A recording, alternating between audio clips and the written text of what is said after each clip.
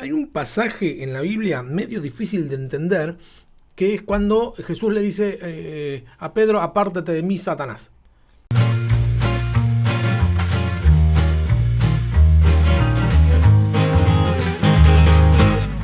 Es difícil de entender por varios motivos. Primero, porque después que le dice apártate de mí, él no se aparta, se queda ahí al lado.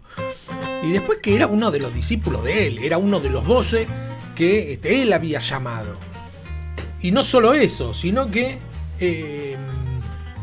dentro de los 12 era uno de los 3 principales, ¿no? Estaba Juan, Jacobo y Pedro. Y no solo eso, sino que al final del Evangelio de Juan muestra cómo Jesús lo llama a que pastoree las ovejas. Es decir, que no quiere que sea parte de él. Ahora, ¿por qué le dice que sea parte de él?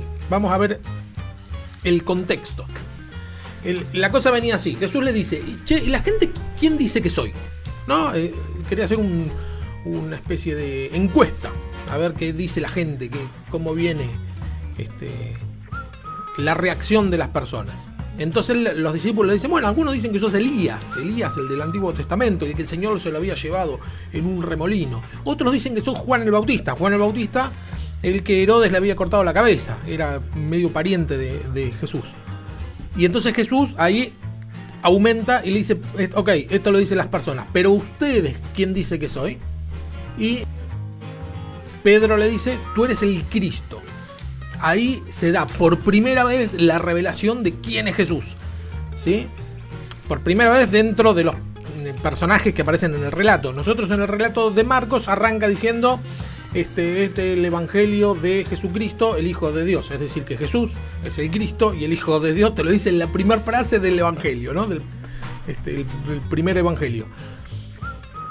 Ahora, los personajes que aparecen, ¿no? Personajes en el sentido no que sean ficticios, sino fueron personajes reales, pero los personajes hasta ese momento ninguno había declarado quién era, salvo los demonios. Decían: ¿por qué vienes a atormentarnos, hijo del Dios Altísimo? Los demonios sí lo habían reconocido, pero ninguna persona hasta ese momento había dicho que él era el Cristo.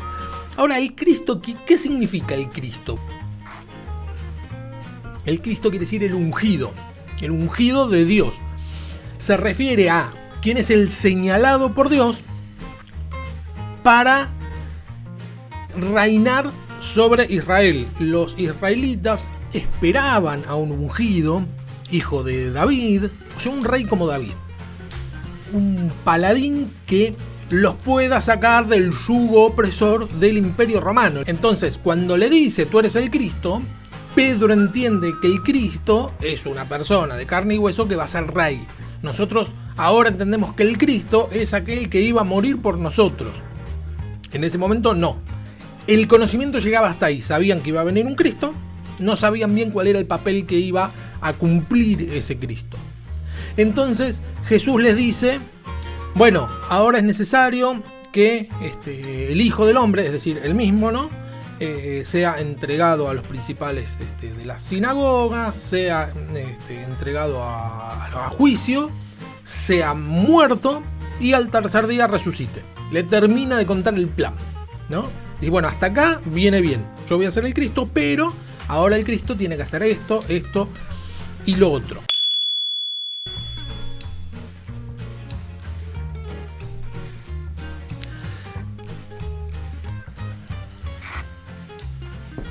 Entonces ahí es donde Pedro lo llama aparte y dice que lo empieza a reconvenir. ¿Qué quiere decir? Que le empieza a decir: no, mirá, no podés decir esto, vos cómo te vas a morir. Primero lo tenés que salvar del yugo opresor. Y ahí Jesús le dice la frase: apártate de mí, Satanás. La frase en griego es deuteopisomú, que puede traducirse de dos maneras: fuera de mi vista, algunos lo traducen así, fuera de mi vista, apártate de mí, o andate atrás, ¿sí? En el sentido coloquial de la palabra, cualquiera de las 3 acepciones es correcta. Ahora, es interesante la última acepción que acabo de decir, que es: volvete para atrás. Porque la frase esa la había dicho al principio. Cuando los llama a los discípulos, les dice: ipageo pisomú, es decir, vengan detrás de mí. a los pescadores, vengan detrás de mí y los voy a hacer pescadores de hombres. Eran 4 pescadores, ¿no? Juan, Jacobo, Andrés y Pedro. Vengan detrás de mí. Ahora, ¿por qué alguien le dice vengan detrás de mí? Es raro.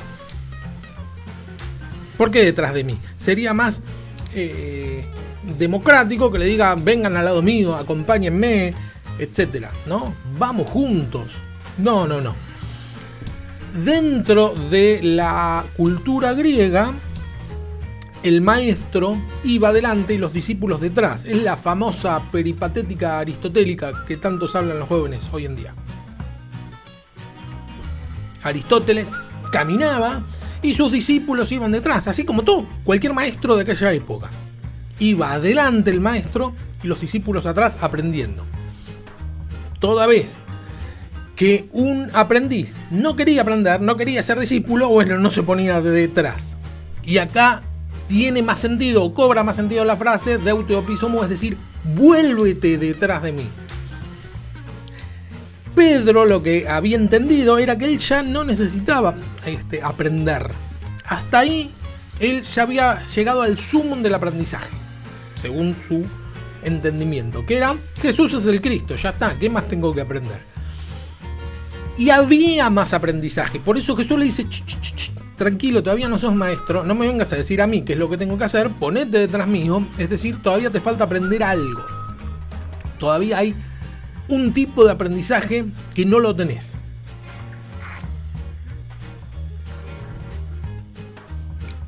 Ahora, ¿qué es este aprendizaje? Más allá que nosotros nunca vamos a ser maestros de Jesús, ¿no? El Hijo encarnado, nunca vamos a ser y siempre vamos a estar aprendiendo. Hasta ese momento el conocimiento que tenían los discípulos era que Jesús era un maestro, ¿sí?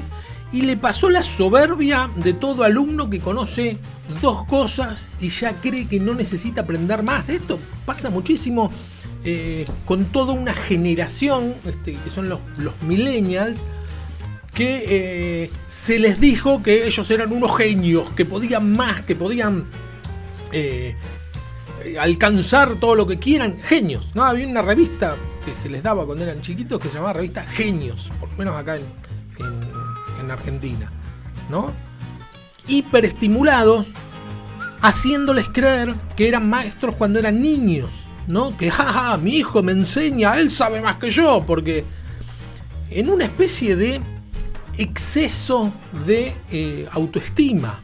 El exceso de autoestima se llama soberbia, no tiene otro nombre. Y este exceso de autoestima lo generamos nosotros, la generación anterior, que debía disipularlos, ¿no? Les hicimos creer que ellos podían con todo, eran más, eran mejores, para suplir un vacío que teníamos nosotros, que nos habían dicho, no, vos no vas a poder, vos no vas a llegar, etcétera, ¿no? Pedro estaba en una posición millennial. Decía, ya está, no necesito que nadie me enseñe nada. Yo ya sé todo y le voy a enseñar a mi maestro cómo tiene que hacerse. Lo voy a reconvenir. Se bandió el maestro. Ahora, ¿qué es lo que le faltaba aprender? Si ya sabía que era el Cristo. Lo que le faltaba aprender tiene que ver con esto, ¿no? Bueno, que Cristo iba a morir, que lo iban a apedrear, lo iban a crucificar. Es decir, que lo que le faltaba aprender era algo que se aprende solamente a través del dolor. Hay un tipo de aprendizaje que se da en el plano intelectual y hay otro tipo de aprendizaje que solamente puede aprenderse a través del dolor. No nos gusta, nos gustaría que eso poder evitarlo, sin embargo no hay otra forma de aprenderlo, ¿no? ¿Cuántas veces hemos dicho frases como, si le hubiera hecho caso a mi viejo que me dijo, me aconsejó tal o tal cosa, ahora no estaría pasando por esto? Ahora, ¿por qué no le hiciste caso a tu viejo? ¿Por qué no le hiciste caso a tu mamá, a tu papá, cuando te aconsejaron tal y tal cosa? ¿Por qué no le hiciste caso? Porque ese hacerle caso, mejor dicho, ese consejo estaba en el plano intelectual, ¿no? El consejo, hace esto. Entonces, hay aprendizajes que solamente lo adquirimos después de pasar un proceso de dolor, ¿sí? Hay muchas parejas que, mejor dicho, muchas personas que después de años de estar en pareja dicen frases como perdí 10 años de mi vida. Si yo hubiera sabido que X, no hubiera hecho Y. Perdí 10 años de mi vida. Y la verdad que no perdiste 10 años de tu vida, ni 15, ni 5. Lo que hayas sufrido por estar en la situación que te hizo sufrir, más allá que no nos guste, te potenció en un aprendizaje que era imposible de adquirir si no se atravesaba a partir del dolor. Un tipo de aprendizaje que solamente podía adquirirse por medio de ese sufrimiento. Además, tengamos en claro que en una relación de 10 años no sufriste 10 años, sino que habrás tenido tus momentos de alegría, pero si digamos la cuenta final te da en negativo y te genera un tipo de remordimiento, ¿por qué? ¿Para qué? ¿Cómo es que perdí los 10 años? No los perdiste. Los 10 años los aprovechaste en adquirir un tipo de conocimiento que ahora te sirve. Un tipo de conocimiento que te potencia como persona, te hace crecer como persona, te desarrolla un tipo de intuición, por lo menos un aprendizaje que te sirve para saber en dónde poner tu corazón, un tipo de aprendizaje que te sirve para saber en quién confiar, un tipo de aprendizaje que te sirve para darte cuenta de quién es un embaucador, de quién es un estafador y de quién no, un tipo de aprendizaje que te enseña a valerte por vos mismo, a valerte por vos misma, un tipo de aprendizaje que, aunque no nos guste, nos va a desarrollar como persona a un nivel imposible de alcanzar si no lo hacemos atravesados por el dolor.